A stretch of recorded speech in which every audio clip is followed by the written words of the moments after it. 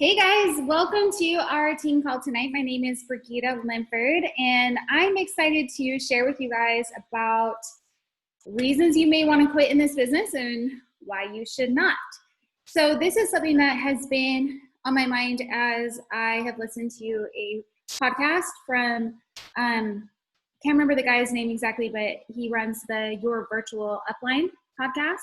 So he's speaking directly to network marketers, and his whole entire podcast was addressing people who are saying, I'm doing all of the things and I'm not getting the results that I want. And what makes that difference? You know, what makes a difference when someone is saying, I'm sending the invites, I'm making the post, I'm just not getting the results that I want, versus a person who is maybe putting out the exact same post, the one sharing the scripts, and they're getting the results. And he talked about it comes down to belief, and that energy that you have behind the post, the energy that you have behind the invites. You know, if you're sending that invite because you're just trying to check off your box on your to-do list, or you're even apologetic as you're sending out that invite, or hesitant, or just not confident in it, you're obviously going to get a different result. And his whole podcast, you know, got me thinking. I'm like, this is exactly what it comes down to, that I think makes the biggest difference between a person who's seeing success and someone who is not, and it's belief. But it led me to the question of, well, what happens when you lose belief? You know, if you're struggling, and how do you get that back? Like, and what are things that you can do to nurture belief? And so that's where the topic of this kind of came from. So I am going to share my screen because I put together a few slides for you guys. I had a microneedling facial done today, and so I thought it'd be really great if you were distracted by some screens, and instead of looking at my face that is a little more red than normal. So this is something else for you guys to look at. Okay, first thing that I want to go over when it comes to like that feeling of like, okay, I just want to quit. I just want to give up on all of it. First up, I want you to ask yourself a few questions, and I'm trying to make this so I can move this on my screen and still see my notes. First off, I want you to kind of ask yourself, what is it that makes you want to quit? And some of you already know, and I came up with 5 what I feel are common reasons that I think people may want to quit, and I address those directly. But I think it's helpful for you to identify what is it that makes you want to quit. Like, is it missing a goal? Is it the fear of failure? Is it fear of rejection? Maybe you had a setback in your business. Like, I want you to first kind of identify that. And I want you to think through, like, would you be quitting for a good reason? You know, are you quitting in a way that's going to make you end up regretting it? Or is it, you know, you're like, you've worked hard at it, that you feel peace at it, you know, whatever. But I want you to ask yourself if it's a good reason that you, like, your higher self really can accept. And is the end result worth the hardship? You know, so what are you working towards? Is it worth it? I think these are even questions that you really have to ask yourself when it comes down to eating well, right? Or working hard on a fitness program. These are the things that we're teaching our challengers, you know. The end result is going to be worth it. Like, it's going to feel so much better than the satisfaction you'll get tonight by eating that cupcake, right? Like, the satisfaction of staying true to what you said you were going to do is going to be worth it. So, you know, these are the things that they have to think through. What makes you want to keep going? You know, this is that reminding yourself of your why and your reason for doing it. Flat out asking yourself, which choice are you going to regret? Are you going to regret giving up on it, or are you going to regret giving in, you know? And why did you start in the first place? So, you know, another way to bring yourself back to your why. So you can screenshot this, but just questions kind of help you identify, first and foremost, like, what is the wall that you are hitting against? And here's the thing. I think in this business, because it's a business, because it's life, because we're humans, we're always going to hit a wall at some point. We're always going to, like, hit that point where we could either give up or we could press forward. And the people who move past that wall are the ones who go to the next level. You know, like, I feel like there's always a wall right before there's another new level. And so you either stay comfortable and stay where you are, or you push through and get to another, a new place. But I came across this quote, and it's one that I really loved and want everyone to keep in mind. It says, "Nothing in the world is worth having or worth doing unless it means effort, pain, difficulty. I have never in my life envied a human being who led an easy life. I have envied a great many people who led difficult lives and led them well." I love that quote, and it just made me think of all of the people that I read biographies of and admire, and the people that I quote, and the people that I'm watching YouTube videos about, people who have documentaries. Like, they never had the narrative of a smooth sailing experience or an easy path towards success. Like, their journey of the up and down is what makes it so inspiring. Like, that is what gives me hope in my own journey. And I love to say to a coach when they're struggling, I'm like, this is part of your success story. Like, this is part of the story that you're going to be sharing on a national wake up call, you know? And I love to look at any of those trials as, this is another tool in my toolbox. This is another like thing that I can use to relate to people. And then of course, the people that I'm trying to help are going to have these exact same trials and experiences. So when you are plateaued in your weight loss journey, like, of course you're going to help people who are in that same boat. Like, are you going to quit? Are you going to give in? And what are you going to do to move past that wall and get to the next level? Like, that is such a great opportunity for you to be able to figure it out, because then you're able to then help the person who's hitting that wall as well.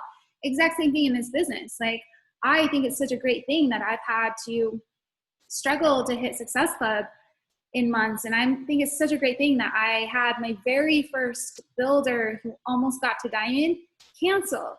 Like, now I'm grateful for that experience, but in the moment, like, you know, how excited you are to have your first building coach, and they're doing so well and you see so much potential in them, and then for them to just cancel. And of course it lined up with, back then, like a qualification I was trying to reach to attend a leadership event, and by her canceling, it just put me back at ground zero. And, you know, those experiences of that, you know, that kind of failure are things that, okay, now I can share what I did to move past that, and how it took me being like, okay, I have a choice here, and is this going to hold me back? Is this going to be the end of the route for me? Am I going to let someone else's choices to give up cause me to give up?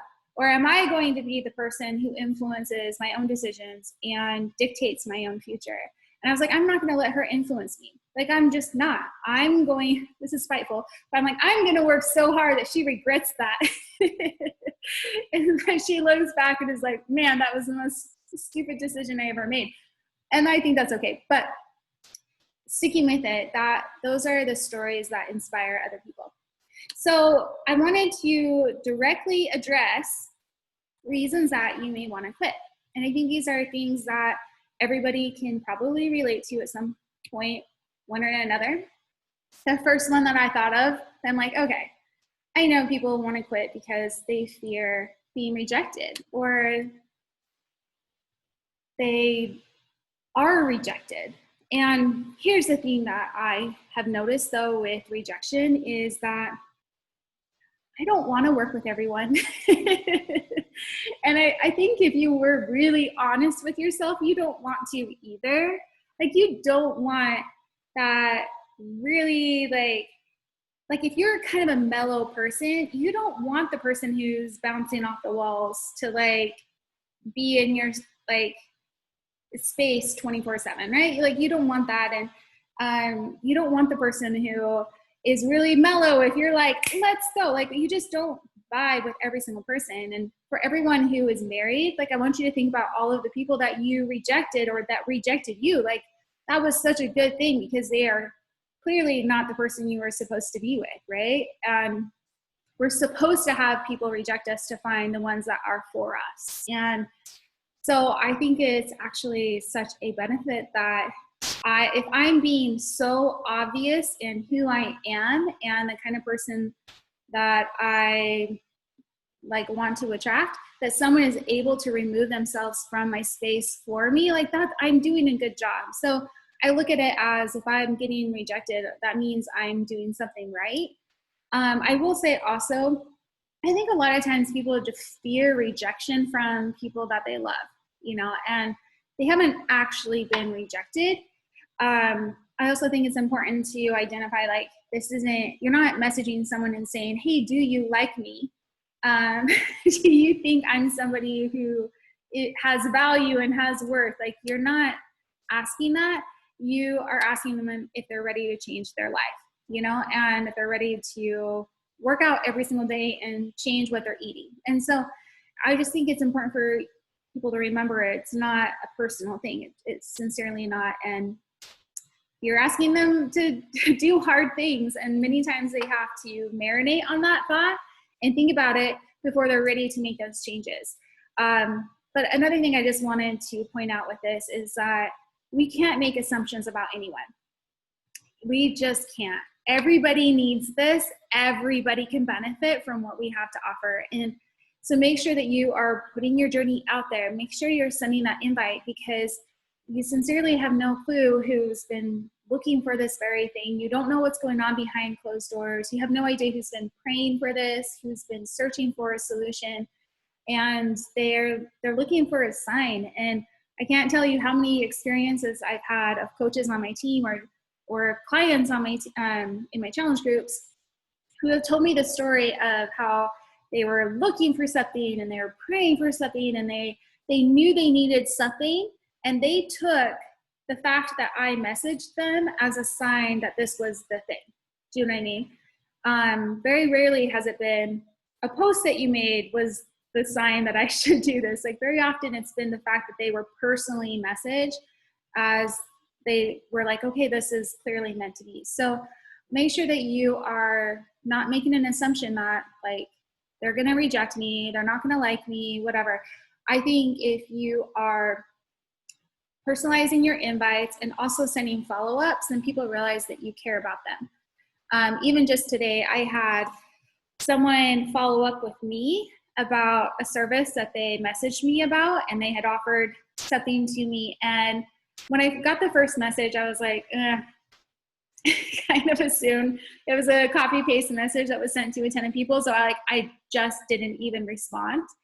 But then the follow-up that I received today, like, really made me shift my perspective of this person and how they were trying to provide a service to me. I was like, okay, she's really actually feels what she has to offer would make a difference for me, and she's trying to help me, and she cares, and she actually meant to talk to me. I wasn't just part of the masses. But it was a good reminder to me that fortune is in the follow-up, and that is where you show people your heart and your intent, and that you actually really care about them, and that you meant to invite them by sending those follow-ups. So don't assume that they're not going to want this. Don't assume that if they didn't respond to you that they're rejecting you or it has anything to do with you. Make sure you're reaching out to those people, and not just giving up with that first thing.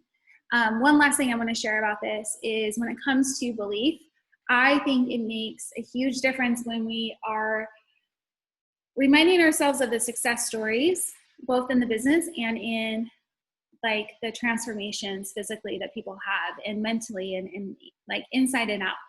I think that people come back from Summit like so fired up because they've been reminded of that person who just won $100,000 for their transformation. You're reminded of all these stories of people who have changed their lives, and you're like, everybody deserves this. And you have that, like, just that reminder. But that has to be something we remind ourselves of daily, is that these people, they need what I have to offer. I heard the analogy once that if you had the cure for cancer and someone was like, I don't really want it, you would not let that person walk away without your cure for cancer. They're battling cancer, and you have the solution for them. Like, that's what we're talking about by belief. Like, you were like, I know this is going to help you. Like, I know these are the tools that make the difference. Like, come on, you've got to just do this. You've got to use it. You've got to try it out. And here's the thing is, we know that our tools work. We know that these programs make a difference. And yes, there will be some people who are so committed to doubt, or so committed to like drama or so committed to their debt that they don't want to use the tools that we have, but we've got to make sure that they have their chance, that they get in there and they have their chance to use these, and that we transfer that belief to them when they don't yet have it at the start. Okay, another reason why I think people will want to quit, and it's because you're going to have some people leave. You're going to have some people who will say yes, and then they walk away. Now, I labeled this as the birds will get to some people. And this is coming from a analogy or speech that I heard from Jim Rohn. And he gave this really epic analogy, and it was a speech I think that he did to, I don't think it was network marketers, but maybe it was. But he was sharing like the Bible story of how someone is planting seeds, and some of the seeds fall on good earth, and some of the seeds fall on earth that is just covered in weeds. And he's like, and some seeds that you throw out, the birds are going to come and get the seeds, and they won't even have a chance to plant and like root itself into the soil. And he's like, but you have to stay on the field. Like the worst thing that you can do is to go chase those birds and be like, where are you going? Or why are you not staying? Or what went wrong? And I love how he worded it, that he's like, if someone, is completely ghosting you, you don't need to worry about it. You'd be like, oh, that's interesting. I guess the birds got to them. I guess the birds got that seed. Or if somebody completely ignores you and sends in their cancellation or something like that, like those things for whatever reason happen. And he's like, you just get to remember, some people will, some people won't. So what? Like the birds got to them. And his little Jim Rohn voice, you got to listen to Jim Rohn if you haven't yet, but he has the cutest accent, and he's like, I guess, that's interesting. He's like, that's interesting. The birds got to him. That's interesting. So if that happens, I want you to be like, that's interesting. The birds got to him. But here's the thing is that I feel we also have to remember that there are people who are still there. I also, our brains are hardwired to look for potential dangers and notice like the flaws, and that's how we stay alive as humans, so it's a good thing our brain is keeping us alive, but it tends to focus on the negative, and that's why you can get 10 comments that are great and positive, and then one comment that's negative, and you're like, oh, like so focused on that negative, and that's because it's just kind of how our brains are hardwired, right? So unfortunately, that can also happen though in the business, that we get so hung up on that one person who walked away that we mentally block out the 9 people who are still there. And I want you guys to think of this analogy. Imagine that you bought a ticket for a concert, and your favorite musician, you were so excited to go, and this person had sold out their concert, 10,000 tickets sold. Well, 1,000 people canceled. They didn't show up to this concert. And imagine you show up, and this artist spends the entire time complaining about the 1,000 people who didn't show up, upset, like yelling at the audience and mad about these 1,000 people who didn't show up. You know what I mean? Like, can you imagine how that would feel for you? And I think sometimes our audience on social media is like, what is this person so hung up about? Like, I'm here, I care, I showed up to hear what this person has to say. I came for that, musician, for that artist, for whatever. And it's as if they don't even care about me. Like, I can't even tell you how many times I've had a coach come to me and they're like, I don't have anyone in my downline who's building. I don't have any like coaches who want this business. And so they won't show up to summit, or they stop really like doing recognition for their team. And yet their PS coaches, like will reach out to me and be like, oh, this person's like not doing anything. And I'm like, yeah, like maybe there's only 1 or 2 people. Well, what if you just poured into that 1 or 2 people? Like, what if you just really showed up for that person and significantly changed that person's life because you showed up as if you had an audience of 1 million? You know, we have to nurture what we have and what we've been given before we are entrusted with more. That was a huge lesson I learned in a book from Danny Johnson. And the book is called First Steps to Wealth. And in that book, she shares this story of how she was living in this little tiny house, and she had big goals and dreams on her dream board to buy this really beautiful large home. And one day when she came home from work and she's just looking at her house, it's like a disaster zone. It's just this pigsty, and like the yard is full of weeds and things like cupboard doors are falling off. And she just is like, I hate living here. It's such a pigsty. And she had the thought and realized in that moment that if she does not take care of what she's been entrusted with, she will never be entrusted with more. She's like, if I can't take care of this little home that I have been given and respect it and love it and keep it up to date and really like take care of it, what makes me think I'm ever going to be entrusted with this large, big home? And she related that to the business, and it hit home to me so hard because when I read that book, it was like the very beginning, towards the beginning of my business, and maybe had like, you know, like 4 or 5 builders who were like kind of halfway showing up or whatnot, but I didn't have the large, big team that I wanted. And I was like, I have to show up for those 4 or 5 as if there's 400, 500, 4,500, you know, 5,000. Like as if it's more, like, you know, if that helps you take it more seriously, that you really show up for those people. So, you know, whether that's on your social media page, whether that's in your challenge groups, whether that's with your coaches, you know, imagine that you have this large audience that is dying to hear what you have to say, and they need it for life. Like they're desperate for it. And I just think of like all the like huge elaborate words that you could use to like they literally would die if they don't hear what you have to say today. Like whatever it is, like I think we can so many times elaborate on the negative words and we like blow them out of proportion. But when it comes to the positive words, we never blow it out of proportion. So I'm giving you permission, blow it out of proportion. Like someone is desperate to hear what you have to say. They need it. It's a matter of life and death if you show up for them. And it matters. Like it matters that there are people there. So I just want to challenge you that like, yeah, there's going to be some seeds, some people that the birds come and get, and they're going to take them off the field. And that's none of your business. Like the birds got to them. That's interesting. It is what it is. But beyond that, there are people there who need to hear what you have to say. And you need to make sure that you stay focused on that and continue showing up for them. So okay, next thing. Another reason why people are going to want to quit is because you are just not going to get results right away. And that is like so frustrating. I know it is so frustrating. But here's the thing, like nothing comes right away. Like nothing comes right away.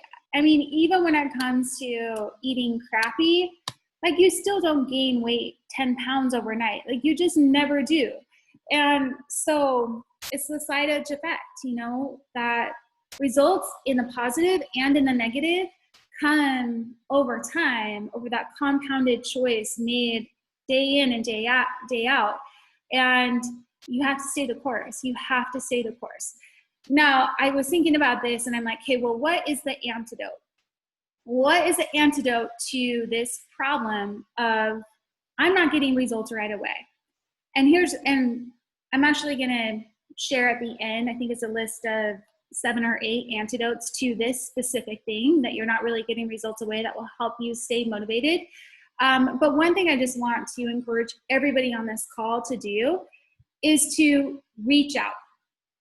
If you are having a struggle staying the course, will you please trust your leader enough to reach out to them and ask for a pep talk? It blows my mind sometimes when I get a cancellation or someone who cancels their Shakeology or whatever, and I literally had no idea that they were struggling with belief because they never reached out to me, and I just cannot read minds. I have no idea what they're thinking. You know, like I just can't. So please trust your leader enough to reach out to them. Like, it's not fair to think that your leader needs to reach out to you at the very moment that you're thinking of quitting, or in the moment of your doubt. So please give them a chance to help you. Like, that's what they're for, right? I mean, that's what we all want from our challengers. Like, if our challengers are struggling, like, we would really hope that they would message us, right? And say, hey, I'm really struggling. Like, please tell me to put this cupcake down. Or we'd be like, come on, get it out of your hands. Like, we would totally show up for them and be there. None of us want them to just cancel out of our groups altogether, right? So that is like the biggest thing. I just want to make sure everyone just kind of promises here and now, that you will reach out to your coach. But I want you to know that failure hurts. Yes, everyone's going to experience failure, and you're not going to get the results that you want right away, but you overcome that through persistence. And so that persistence happens as we're pushing through. The persistence happens when we're staying committed to our deeper goals and our deeper why. And like saying, I'm going to be here a year from now, not just 3 months from now, but I'm going to continue showing up over and over again. And one of the things I want you to keep in mind is that I think sometimes when we look at even the month calendar and we're like, okay, I need to hit Success Club this month. Like, unfortunately, sometimes we can't set that deadline of when the results happen. Like, maybe all of the results are piling up and they're waiting to spill out. Like, we don't know, like, we can't say, I just don't know how to do this because I didn't get the results right then and there. The results are going to show up when they show up. We don't get to decide when they show up, but we get to decide in how we act and how we show up every single day. And then if we do that, then we know eventually the results are going to come. So that Farming 101, I have a picture of Farming 101 because we've got to make sure we're nurturing a seed, that we're planting the seeds. So back to that Jim Rohn analogy of planting the seeds, the seeds are going to fall on dry earth and they're never going to take root, and that's okay. Some of them will fall on good earth and start taking root, but the weeds will get to them. And that is the haters, the doubters, life, things that come in and knock people off course.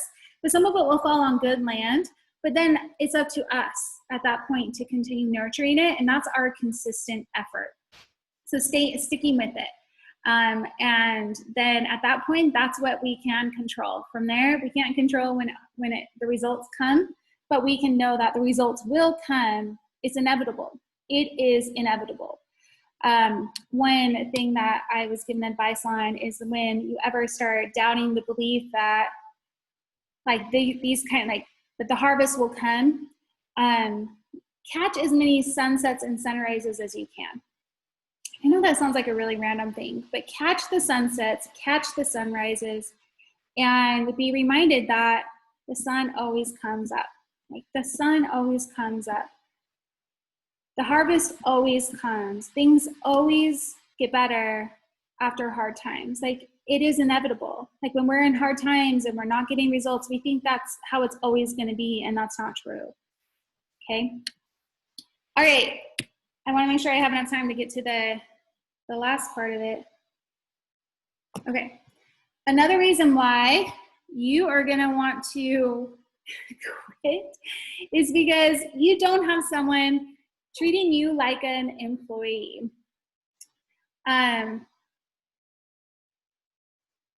Now, this is funny to me because we all get into this wanting to be an entrepreneur, right? We want to be our own boss, but it is also a really hard transition because we're like, I'm so used to someone checking in with me every day and being like, hey, did you do your work this day? And so many of us come from that background of being an employee, and having someone else tell us what to do every single day and checking off our work and making sure we did a good job and giving us that like immediate feedback of like, okay, you're on track or you're not.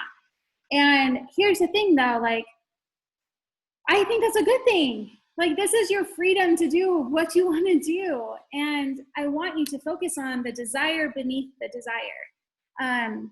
That is something that was talked about in this book from Glennon Doyle. And she's helping a person who was saying that, you know, I really, like, if you're telling me what I want is to go on this like vacation that I know I can't afford and max out my credit cards. Like, that's what I want. And so you're telling me to trust the things that I want, but what I want is that. And she's like, but what's, and so Glennon's advice is, but what's the desire beneath that desire? You know, if you're saying you want to go on this vacation, what's the desire beneath that when you know you can't afford it? And the desire beneath that is that she wanted her family to all be together. And she's like, you can accomplish that through this way. And I bring that up because we're like, okay, I want, if we have that desire of like, I want somebody to hold me accountable. Well, what's the desire beneath that? The desire is that we want to make sure that we're hitting success and we want to make sure we're reaching our goals. So is there another way to accomplish that? And like, yes, one, reach out to your sponsor, set accountability things in place with your spouse, with a success partner, with your kids, whatever it is, you know, like, but focus on that desire beneath the desire. So the truth is you don't really want someone to chase you down. You just want to make sure that you're doing, like, you're on track to your goals. And you can achieve that without somebody checking in on you every single day, right? Now, one thing that I did when I first got started in this is I did utilize my kids to keep me accountable. And my kids didn't understand what Success Club was, but they understood that if I achieved Success Club 10, that we were going to have a fun family date. And that's like what I told them. I'm like, if I hit, at the moment mommy hit Success Club 10, we're going to go do something fun as a family. And, you know, we didn't have the money to go out to eat or go bowling or go to the movie theater, you know, those kinds of things. But I was like, but if I'm making, you know, this much from challenge packs, like, I can put aside this amount of money to do something fun with my family. So that was a goal I shared with my kids. And you better believe when I would come in from working, come sit down at the dinner table, my kids would be like, Mommy, did you hit Success Club 10? Like, they were for sure holding me accountable to that. And that definitely made a difference for me. I also think that it made a difference for me to have a group of success partners. I think people have heard about success partners, and a couple things end up going wrong with them. Like, one, they only have one success partner, so then if that person kind of slacks off, it's really awkward. And two, they don't put an end date to it, and so then you end up, things are good for a season, but then not going to be forever, right? Like, I don't know anyone who has had a success partner that lasts forever. So my advice to you when it comes to success partners is to have a group of at least 3 or 4, not just one other person, and have it be like a set thing where you guys are touching base, like, I don't know, once a week or once a month, and then put a timetable on it. Like, be like, hey, we're going to do this for 3 months and then we're going to evaluate, or we're going to do this for 2 months and then we're going to reevaluate, or 6 months or whatever. So that you have a chance to then get out of it.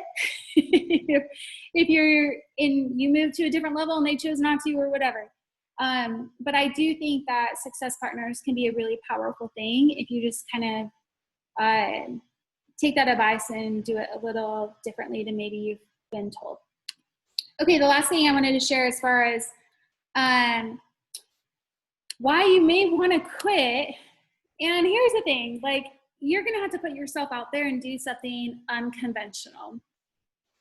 It's like, it's kind of hard. Oh, and I didn't delete the text on the side of the screen there. Sorry. But you're going to have to do something unconventional and be unlike other people. And I get that that's hard.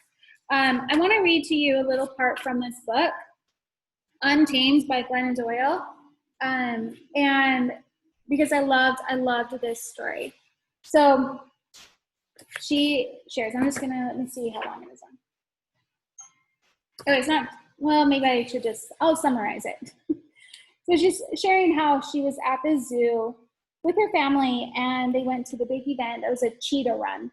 And happy little zookeeper showing everybody how this cheetah has been raised with a dog, this Labrador retriever, and how they are friends. And it's because they grew up together. So this cheetah literally thinks it's a Labrador. You know, it doesn't know the difference between them. And they were sharing how this zookeeper showed the audience how if they took this Labrador and put a pink bunny behind a Jeep and had the Jeep drive around in a circle, this Labrador would chase this pink bunny around and around in a circle. And then afterwards, they would let the cheetah loose, do the exact same thing, and put this pink bunny on the back of the Jeep, like tied off the end, drive around in a circle, and this cheetah would chase the pink bunny. And at the end, I just want to share what she wrote, because she'll say it so much better than me. But she shared how she goes, I didn't clap. I felt queasy. The taming of this cheetah felt familiar.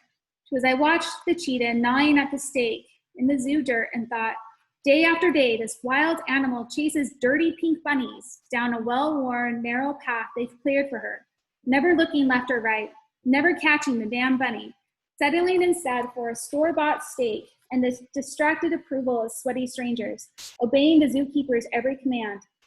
Just like the Labrador she's been trained to believe she is, unaware that if she remembered her wildness just for a moment, she could tear those zookeepers to shreds. And then a little bit later, she's sharing how she's watching this cheetah and how she notices that this cheetah is uneasy, and it kind of starts pacing and looking back and forth and like going back and forth on the perimeter of its cage. And her daughter's like, look, she's turned wild. And she goes, as if this cheetah wanted to say, something is off with my life. I feel restless. I feel frustrated. I had this hunch that everything was supposed to be more beautiful than this. I imagine fenceless, wide open savannas. I want to run and hunt and kill. I want to sleep under an ink black, silent sky filled with stars. It's all so real, I can taste it. Then this cheetah would look back at the cage, the only home she's ever known. She'd look at the smiling zookeepers, the bored spectators, and her panting, bouncing best friend, the Labrador. And she'd sigh and say, I should be grateful. I have a good enough life here. It's crazy to long for what doesn't even exist. And I would say, you're not crazy. You're a damn cheetah. So I love this because I think that we have to remember, like, what is common and what is normal is living beneath us. That's not even what we're made for so much more. Like, we are capable of such significant, great things. And to do so, it's going to be unconventional. It's as if like the world is creating a bunch of cheetahs in a fence zoo and is like, this is the very best for you. Do the conventional thing. Chase the dirty pink bunnies around and around in a circle and eat your store-bought steak and be happy. And when people are like, I want to do something different, I want to go in the wild and I'm going to fend for myself because I'm a cheetah, I think I should be able to. They're like, oh, that's so risky. What if you don't get your food? Like, how are you not going to survive out there? And like, we're meant to do unconventional things. We're meant for so much more. And when you have that stirring in your heart, like, you've got to listen to it. You can't say like, oh, I should be happy in this conventional life. Like, you don't actually want that. So when people are like, oh, that's so different, you're like, hell yeah, it is. Like, and I'm so proud of that. Like, that's exactly what I know we're capable of, is something different. Okay. So just remember the cheetah. When someone like, you're like, oh, this is a little different. This is scary. This is not the conventional business path. And be like, yeah, but I'm a cheetah. I'm not supposed to do something conventional. I'm not supposed to do what everyone else is doing. Okay. Next part of the call, and to kind of wrap this up. Now, when it comes to nurturing belief, and like, there are things that I feel we can do every single day that will make a difference for us to keep that well house of belief. So then it's not like, oh, someone canceled, or I'm getting rejected, or someone has critique on what I have to say, that it really rocks us. Do you know what I mean? So here are some things I think make a difference for you to nurture belief. And I have a few analogies to kind of help you see why this is important. The first picture you see there is a map. And I put that on there because when we are putting our destination into a map, we have to continually check where we're at. we have to continually check that map to see where we're going in regard to our destination. And if we get off course, we adjust. We don't just like keep going down the wrong path. And I feel when it comes to our beliefs, like we have to be intentional with our goals, and we have to say, this is the goal that I'm setting, and know that like, okay, there may be a detour, but you're still going to get to your destination if you continue moving forward, right? Like, but you have to set those goals to make a difference in your belief. Like if, like, it's just hard to stay, like if you aren't setting goals that are meaningful to you, then you're not going to have the belief. Like it just doesn't mean anything to you.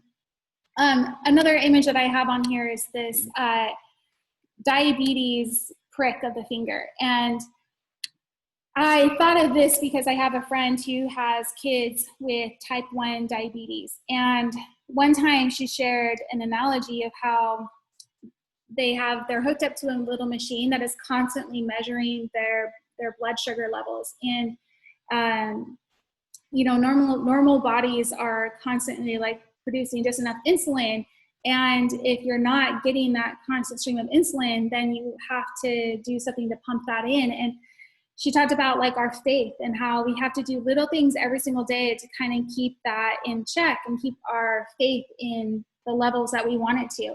And I've always kind of thought of that I'm like, it's just the little drops, like little tiny drops every single day that make the difference. So we don't have to have surgery, right? So when it comes to belief, it's just going to be those little tiny things that make a difference every single day for you to stick with it. And I think continued effort is a huge part of it. I also think it makes a difference in what you are focusing on every single day, focusing on the successes that you've had, the people that you've helped, and it's not like focusing on the one person who walked away, right? I'm just going to move to my list here because the analogies will make more sense when I'm talking about these things. So staying in the zone of belief and nurturing that belief. As I was saying, first thing is setting your goals. Staying committed to your goals, like that is what's going to help you nurture that belief. And again, like I was saying, if you're setting goals that are not meaningful, it's not going to make a difference. So making sure that that is something that is meaningful to you and makes a difference to you. And then make sure you're revisiting that goal often. So it's not like a one and done sort of deal. So my map analogy, like you have to, if you're going someplace you've never been before, you have to make sure you're looking at that map often and reminding yourself of your destination and where you're wanting to be. Setting goals is not like a one and done sort of deal. You have to make sure that it's like a regular habit that you are working towards. I think writing it down, I think having images around you, you know, your dream board, where you can see it, the things that you care about. I remember visualizing goals every single morning and having that just be part of my timer in the morning of like, okay, for the next 5 minutes, you're visualizing what it is you're wanting to accomplish in the next year.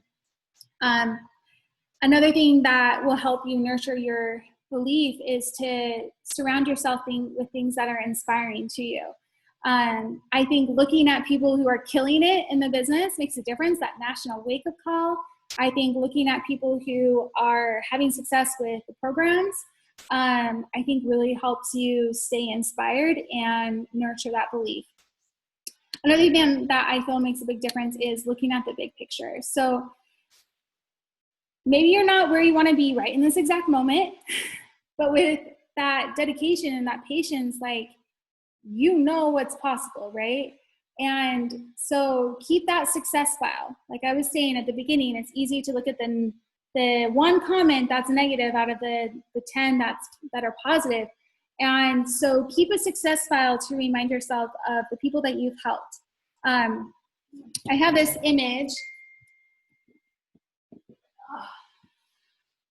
I broke a little bone in my body. I have a hard time moving. So I have this canvas that was made, and it's transformations from people on the team and coaches that were in my challenge groups. And I love having that in my office because it just reminds me of the difference that I can make in people's lives and that I have made. And I think we have to remind ourselves constantly of the good that we are doing. As I mentioned, staying accountable, finding that success partner, messaging your sponsor is going to help you get that like gut check right when you need it. Last few things I wanted to share is that like staying in the zone of belief, I feel also comes by taking a little break when we need to, or going to a more sustainable pace. I think it's a great idea to take a day off of work every week, where you're not even checking social media, you're completely unplugged, and you're just off the grid. Taking a vacation every year, just normal business practices that people do.